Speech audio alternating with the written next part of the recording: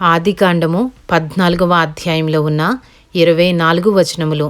షీనారు రాజైన అమ్రాపేలు, ఎల్లాసరు రాజైన అర్యోకు, ఏలాము రాజైన కదొర్లాయోమెరు, గోయీల రాజైన తిదాలు అనువారి దినములలో వారు సొదొమ రాజైన బెరాతోను, గొమొర్ర రాజైన బిర్షాతోను, అద్మా రాజైన షినాబుతోను, సెబోయీల రాజైన షెమేబెరుతోను, సోయరను బెలరాజుతోనూ యుద్ధము చేసిరి.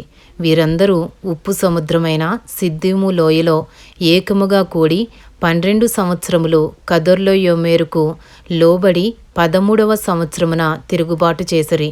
14వ సంవత్సరమున కదొర్లాయోమెరును అతనితో కూడనున్న రాజులను వచ్చి అస్తారోత్ కర్నాయిములో రెఫాయీయులను, హాములో జూజీయులను, షావే కిర్యతాయిము మైదానములో ఏమీయులను కొట్టిరి.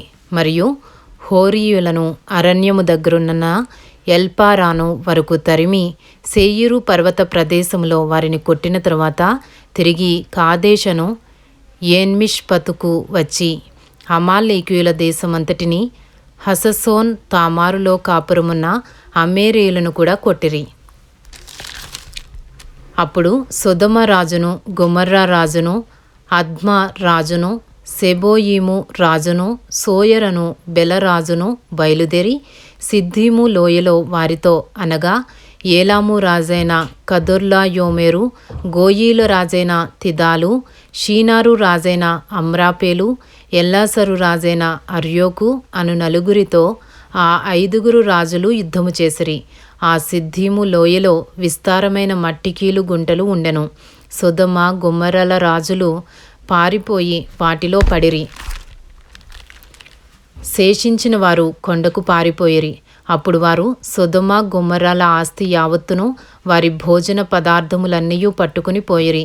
మరియు అబ్రాము సహోదరుని కుమారుడైన లోతు సొదొమలో కాపురముండెను గనుక అతనిని, అతని ఆస్తిని పట్టుకుని పోగా తప్పించుకొనిన ఒకడు వచ్చి హెబ్రీయుడైన అబ్రామునకు ఆ సంగతి తెలిపెను. అప్పుడతడు ఎష్కోలు సహోదరుడును ఆనేరు సహోదరుడునైన మమ్రే అను అమ్మోరీయుని ఏలోను వనములో కాపురముండెను. వీరు అబ్రాముతో నిబంధన చేసుకొనిన వారు.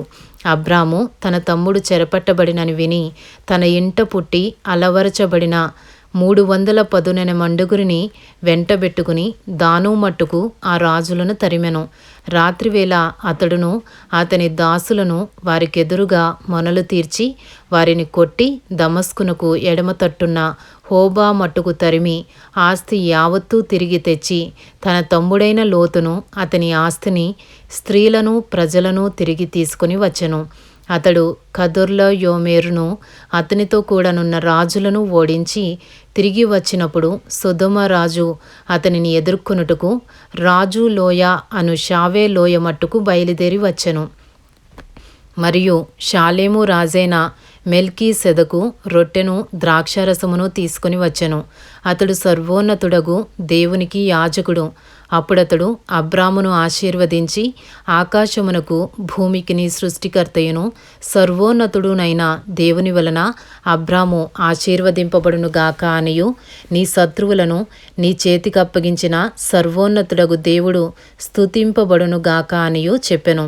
అప్పుడతడు అన్నిటిలో ఇతనికి 10వ వంతు ఇచ్చెను.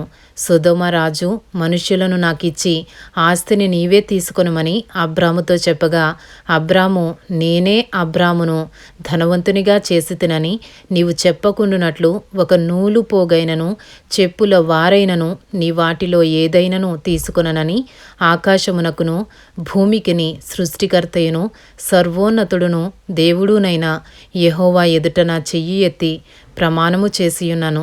అయితే ఈ పడుచువారు భుజించినది తప్ప నాతో కూడా వచ్చిన ఆనేరు, ఎష్కోలు, మమ్రే అను వారికి ఏ భాగములు రావెలనో ఆయా భాగములు మాత్రము వారిని తీసుకొననిమ్మని సొదొమ రాజుతో చెప్పెను. ఇంతటితో ఆదికాండము 14వ అధ్యాయంలో ఉన్న 24 వచనములు పూర్తి చేయబడినవి.